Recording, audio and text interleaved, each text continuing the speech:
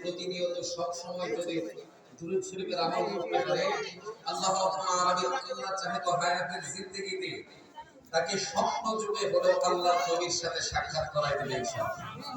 এজন্য দুরূদ শরীফ যখন পড়বো আমরা প্রত্যেকেই খুব ভক্তি শ্রদ্ধা এবং সম্মান প্রদর্শন করে দুরূদ শরীফ পড়বো, পারবো তো ইনশাআল্লাহ? আল্লাহ তাআলা আমাদের প্রত্যেককে কবুল করুন, সকলে বলি আমিন। আল্লাহুম্মা সাল্লি আলা محمد وعلى آل محمد كما صليت على إبراهيم وعلى آل إبراهيم إنك حميد مجيد. اللهم بارك على محمد وعلى آل محمد كما باركت على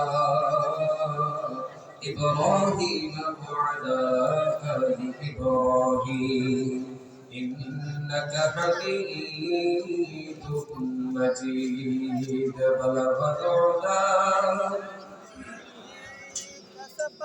كشف الدجى بجماله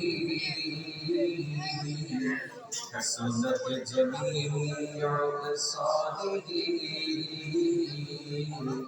صلوا عليه وآله عشق محبوب خدا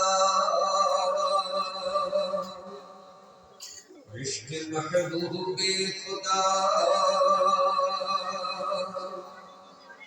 जिस दिल में हासिल नहीं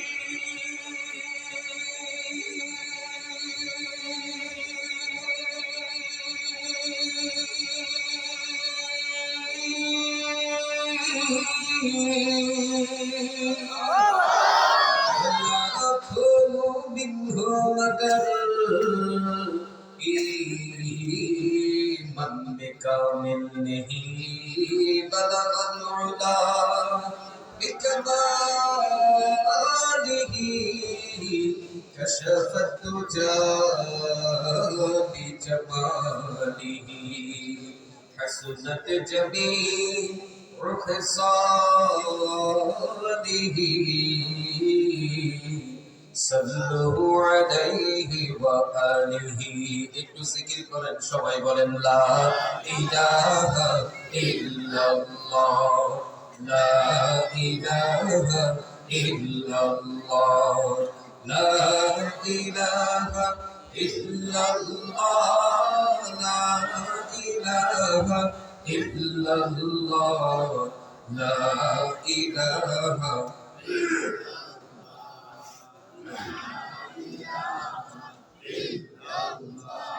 لا إله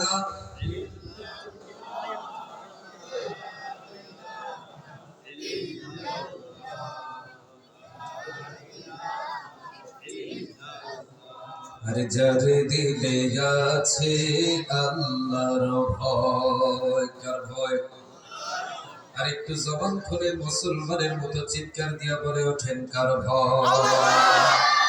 যার দিলে আছে আল্লাহর ভয়, ওরে সেই দিলওয়ালা জান্নাতি হয়। করে ঠিক কিনা?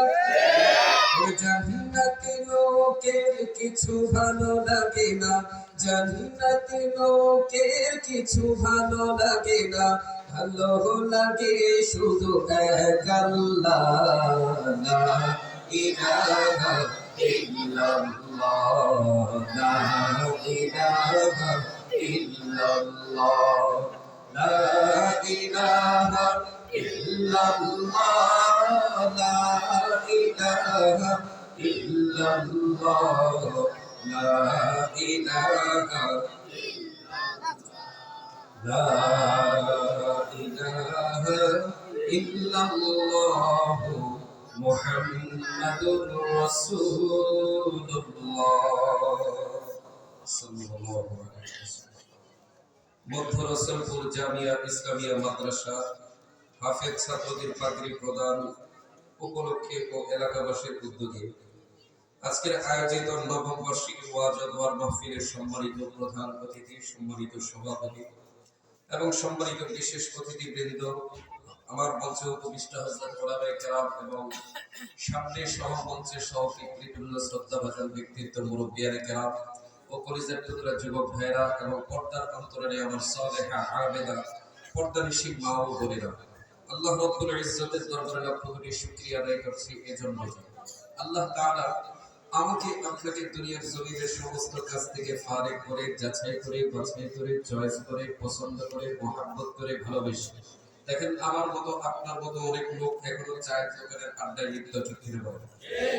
আর সর্বোচ্চ মাহফিল হয়তো 2 ঘন্টা হতে বা 1.5 ঘন্টা চলতে পারে, এরপরে কিন্তু আজকের পরে এই মাহফিল আর থাকবে না।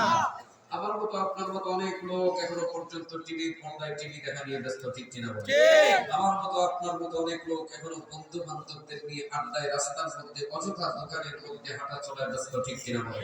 আল্লাহ ওই সমস্ত কাজের মধ্যে আমাকে আপনাকে লিপ্ত না করে আল্লাহ আমাকে আপনাকে বড় মহব্বত করে ভালোবেসে জান্নাতের সামিয়ানার নিচে এসে কোরআন এবং হাদিস থেকে আলোচনা করার এবং আপনাদেরকে শোনার জন্য মনোনীত করে আসার বসার তৌফিক দিয়েছেন। এজন্য খুশি না বেজা? সবাই খুশি না বেজা? যদি খুশি হয়ে থাকেন তাহলে হৃদয় নিংড়ানো ভালোবাসাকে উজাড় করে দিয়ে মালিকের শুকরিয়া আদায় করার জন্য দিল থেকে মুসলমানের মতো উচ্চ আওয়াজে বলে উঠি আলহামদুলিল্লাহ। আরেকবার জোরে বলে উঠি আলহামদুলিল্লাহ।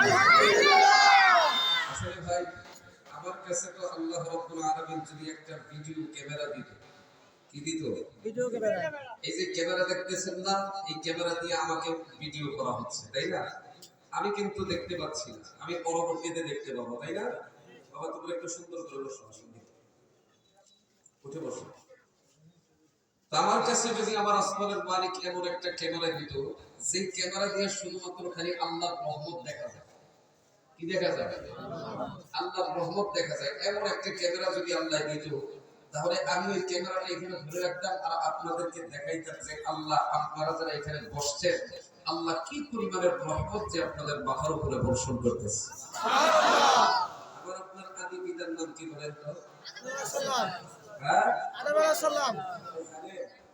জোরে বলেন, আদম আলাইহিস সালাম। সেইভাবে কোন মনে হয় আপনার ভাতিজা ছিল মনে হয়? একটু সম্মান দিয়ে বলেন, হযরতে আদম পয়গম্বর আলাইহিস সালাতু। আপনারা তো মাশাআল্লাহ মোটামুটি জ্ঞানী, সকলে মোটামুটি জানেন কম বেশ। আজ থেকে 2 সপ্তাহ আগে আমি ময়মনসিংহে মাহফিলে গিয়েছিলাম। বিশেষ করে ময়মনসিংহ এলাকাবাসীর মাহফিল কিন্তু ম্যাক্সিমাম সারা রাত্র হয়, দেখা যায় সারা রাত্র। আমি রাত্র 11টায় পৌঁছাই গেলাম। খারাপ লাগতেছে আপনাদের কাছে? বিরক্ত লাগতেছে? আচ্ছা, ভালো করে শুনে যাওয়ার পরে আমি বললাম রাত্র 11টা বাজে, ঢাকার মেহমান আমি, আমাকে বয়ান দিয়ে দেব, পরে আবার চলে যাই। এর পরের দিন প্রোগ্রাম হলো প্রায় অনেক দূর, প্রায় বরিশাল, উত্তর আর দক্ষিণ, এরকম সিস্টেম। ওনারা বলল, হুজুর আমাদের এখানে তো মাহফিল সারা রাত্র হয়, তো আপনি প্রধান আকর্ষণ, আপনাকে যদি আমরা 11টা বাজে দিয়ে দিই তাহলে তো আমাদের অনেক লোকজন চলে যাবে, আপনার আশায় অনেক লোক বসা। তো দেখলাম প্রায় 1000 চাইনিজ লোক, এত মানুষ, বিশাল বড় প্যান্ডেল। তো বললাম তাহলে কি আর করার, সিরিয়াল কয়টায়? রাত্র 2টায়। কয়টায়? মনোযোগ দিয়ে শুনি। তো চিন্তা করলাম আইসাও তো বিপদে পড়ে গেছি, রাত্র 2টা বাজে ওয়াজ করলে।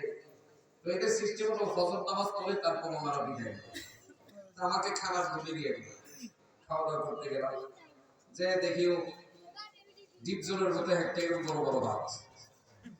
পরে আমি কে বাজার, আমি তো ঢাকার মানুষ, এখন মোড়া ভাত খাওয়া আমার দ্বারা সম্ভব না, নারায়ণগঞ্জের সন্তান। তারপরে আপনারা একটু কাজ করতে পারেন, আমাকে একটু রুটি দেখো। তো রুটি এনে খাওয়াইলো, খাইলাম, বেশ মাশাআল্লাহ আলহামদুলিল্লাহ। তখন চিন্তা করলাম, এত হাজার হাজার লোক সারা রাত্র বসে বসে ওয়াজ শুনে এত এনার্জি কোথা থেকে পায়? কথা বুঝছেন নি? তখন আমি আবার হযরত ওমরের মতো ছদ্মবেশ নিয়ে মুখের মধ্যে একটু রুমালটা পেঁচায় চারিদিকে পরিদর্শন করলাম, বিশাল বড় প্যান্ডেল। তো দেখলাম যাদের মাঝে মধ্যে একটু এনার্জি লো হয়ে যায়, ওয়াজ শুনতে শুনতে ঘুম পায়, তখন তারা করে কি, মাহফিলের প্যান্ডেল থেকে ওইটা প্যান্ডেলের সাইডে একটা পর্দা আছে, ওইখানে যে মোটামুটি ঘুমছে, মোটামুটি হাকিজগিরিটা। তো ঠিক আছে, আলহামদুলিল্লাহ। আমি দেখলাম যে যদি এই হিসেবে তারা এনার্জি গ্রহণ করে, আলহামদুলিল্লাহ দেখতে পেলেন এরা যদি 3 রাত্র একটা নাও যদি ওয়াজ শুনে আমার মনে হয় এনার্জি শেষ হবে না, ঠিক কি না বলে? তো যাক, আসলাম মসজিদের মধ্যে বসলাম, বসার পরে বলে হুজুর কিতা করবেন? আমি কি কিতা করলাম? কম্বল দিয়ে হইতে হয়েছে, ঠিক আছে আমি হইতে দিই, কম্বল দিয়ে হোতায় আছে, হোতায় আলার পরে রাতে 2টা বাজে ডাক দিয়ে বলতেছে হুজুর উঠুন, আমি ওয়াজ করবেন না, আমি ওয়াজের টাইম হয়ে আছে। পরে গেলাম বললাম এরকমই আপনাদের মতো রাত্র 2টা জিজ্ঞাসা করলাম আমার আপনার আদি পিতার নাম কি? তো মোটামুটি ময়মনসিংহ মোটামুটি গ্রামের এলাকা হলে কি হবে, ইসলামের দিকে আলেম ওলামা কিন্তু অনেক পা করেছে, ঠিক কিনা বলেন? সবাই কমপ্লেন করে উঠলো হযরতে আদম পয়গম্বর আলাইহিস সালাতু ওয়াস সালাম। একজন হঠাৎ করে মাঝখান থেকে জোরে সোরে বলে উঠলো খুব গর্ব করে, বঙ্গবন্ধু শেখ মুজিবুর রহমান। চিন্তা করছে? তখন আমি চিন্তা করলাম এটা যে বললো আসলে তার জানার মধ্যে কিছু কমতি আছে, ঠিক কিনা বলে? শুধু জানার মধ্যে কমতি তার নয়, আমি যদি আপনাদের এখানে ম্যাক্সিমাম অনেক লোককে, প্রত্যেকেই তো মুসলমান, 98% লোককে কোরআন সম্বন্ধে, ইসলাম সম্বন্ধে, কালিমা সম্বন্ধে জিজ্ঞাসা করলে ম্যাক্সিমাম লোক ফেল করবেন, ঠিক কিনা বলে? শুধু আমরা মৌলিক যেই দরকার ছিল, শিক্ষাগুলো দরকার ছিল আমাদের জন্মের পর থেকে আমাকে আপনাকে যদি কোরআনের সেই মৌলিক ইসলাম দরকার সেই শিক্ষাটা দিয়ে দিত, তাহলে আমরা আশা করি বড় হইলে বিভিন্ন প্রশ্নের উত্তর দিতে আমাদের কাছে আর দ্বিধাবোধ হইতো না, ঠিক কিনা বলে? প্রিয় ভাইরা আমার আপনার হযরতে পিতা আদম পয়গম্বর আলাইহিস সালাতু ওয়াস সালামকে আল্লাহ যখন বানাইছেন, কথা খেয়াল করে বানানোর পরে আল্লাহ তাআলা হযরতে আদম পয়গম্বর আলাইহিস সালাতু ওয়াস সালামকে একটা বাড়ি দিয়েছে, ঠিকানা দিয়েছে। বাড়িটা কোথায়? জান্নাতে। সবাই বলেন জান্নাতে। সবাই বলেন জান্নাতে। আমার আপনার আদি পিতার বাড়ি ওই জান্নাতে।